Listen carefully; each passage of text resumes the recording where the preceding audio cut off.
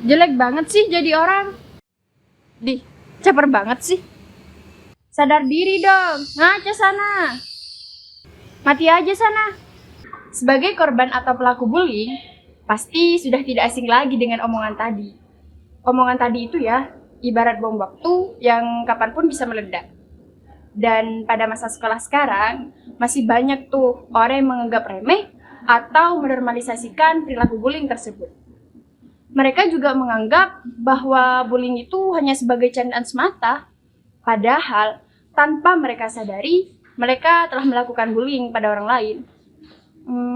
Apa sih itu bullying? Memangnya bullying seberdampak itu ya bagi korban? Untuk lebih tahu jawabannya, simak video ini sampai selesai. Check it out!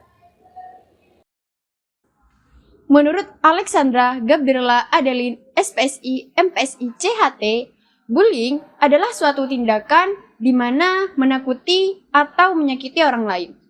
Biasanya, sering terjadi pada masa sekolah SD sampai SMA.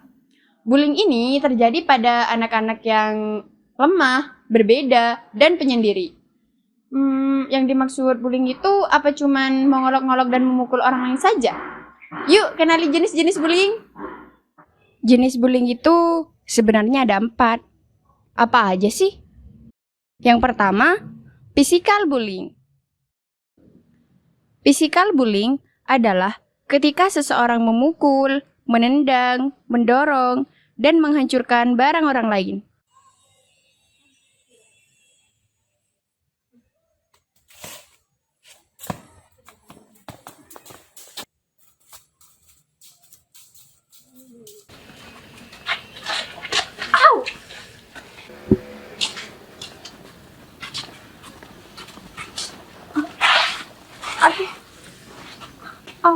Sakit ya?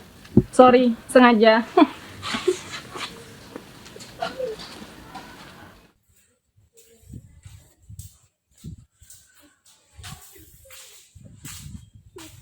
Dan yang kedua yaitu ada verbal bullying. Verbal bullying yaitu mengarah kepada perkataan yang melecehkan, komentar-komentar yang tidak pantas, yang bertujuan merendahkan. Lihat tuh si Dewi. Dia pendek banget gak sih? Iya ya, udah SMA kok tingginya cuma segitu. Kayak kue bantet. Nah, dan yang ketiga yaitu social bullying. Social bullying termasuk menyebarkan rumor yang membuat orang tersebut dikucilkan. Kalian tahu gak sih? Kemarin gue lihat si Dewi godain cowoknya si Dini tahu. Wah, yang bener loh. Gue kira cuma cowok gue yang digodain. Hah? Cowok lo juga digodain sama si Dewi. Gatel banget sih tuh anak. Gak perlu cantik ya ternyata kalau zaman sekarang. Yang penting gatel.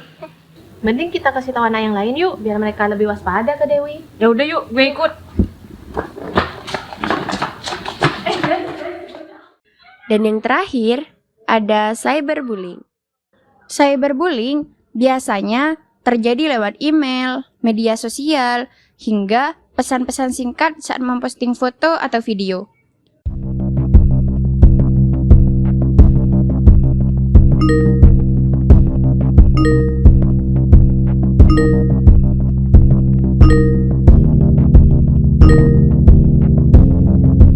Kenapa ya ada orang yang melakukan bullying? Yuk kita cari tahu.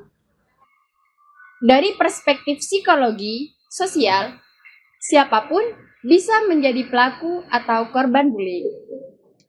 Salah satu artikel sekelompok peneliti asal Kanada, salah satu poinnya adalah perilaku bullying adalah bentuk penyalahgunaan relasi kuasa. Apa sih itu relasi kuasa? Relasi kuasa adalah di mana orang yang memiliki kuasa atau power yang lebih tinggi dibandingkan dengan orang yang memiliki kuasa atau power yang lebih rendah mau melakukan apa yang diperintahkan oleh orang yang memiliki power atau kuasa yang lebih tinggi tadi. Tapi, tidak semua orang yang memiliki kuasa atau power yang lebih tinggi mau melakukan bullying. Ada beberapa faktor yang membuat orang itu mau melakukan bullying. Pertama, ada dari sekolah, lingkungan, dan tuntutan pertemanan. Ayo kita bahas faktor-faktor tadi lebih lanjut. Pertama, ada dari keluarga. Misalnya, seperti minimnya pengawasan orang tua, lingkungan keluarga yang sifatnya negatif, hubungan orang tua yang tidak harmonis, kurangnya komunikasi dalam keluarga, serta kekerasan yang dilakukan oleh orang tua terhadap anak. Ketidaknyamanan yang dirasakan si anak tadi jadi berpeluang untuk melampiaskan rasa tidak nyamannya ini ke orang lain dalam bentuk perilaku bullying, atau mencontoh kekerasan yang dilakukan oleh orang tuanya. Kedua, dari lingkungan.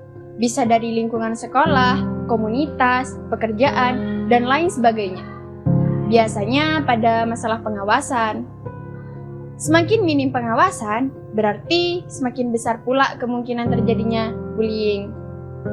Logikanya nih ya, semakin minim pengawasan, semakin minim kemungkinan ketahuan. Berarti semakin minim juga kemungkinan mendapatkan hukuman.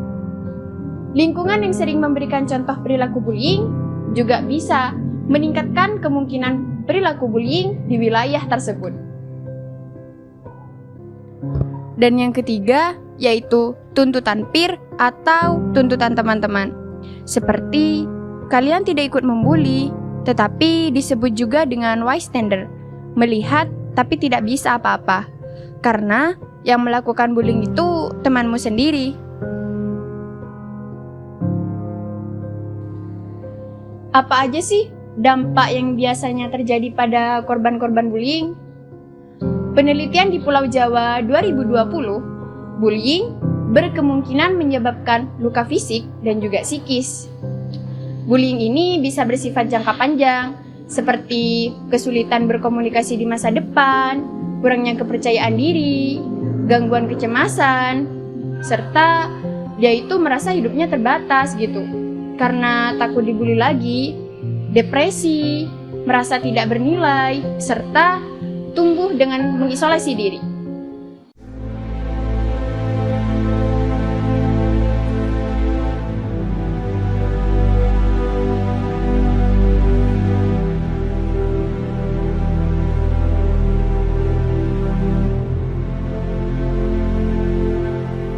Gimana sih caranya supaya rasa gak enak tadi bisa hilang dan akhirnya kita bisa move on untuk melanjutkan hidup yang lebih baik? Caranya yaitu mengkomunikasikan perasaan kamu ke orang-orang terdekat. Cerita ke orang-orang terdekat kamu bisa meringankan beban kamu yang membuat kamu merasa tidak nyaman. Dan yang kedua ada self-forgiveness atau memaafkan diri sendiri. Menurut Think Camp and May 2019, self-forgiveness berperan penting dalam menentukan kualitas hidup kamu, terutama yang pernah mengalami pengalaman pahit, termasuk bullying. Tapi, bukan berarti orang yang pernah dibully itu tidak bisa bangkit dari keterpurukannya. Bahkan ya, dia bisa menjadi tokoh terkenal yang bisa menginspirasi banyak orang, karena dia bisa berhasil bangkit dari keterpurukannya, seperti Bubah Alfian, Citra Scholastika, Tulus, Maudy Ayunda, Prilly Latuconsina, dan masih banyak lainnya. Tidak apa-apa menarik diri dari bisingnya dunia luar. Sembuhkan dulu luka-lukamu. Percayalah, suatu saat nanti kamu akan sembuh dari luka-lukamu, dan kamu akan menjadi seseorang yang lebih bersinar dari dirimu yang sekarang.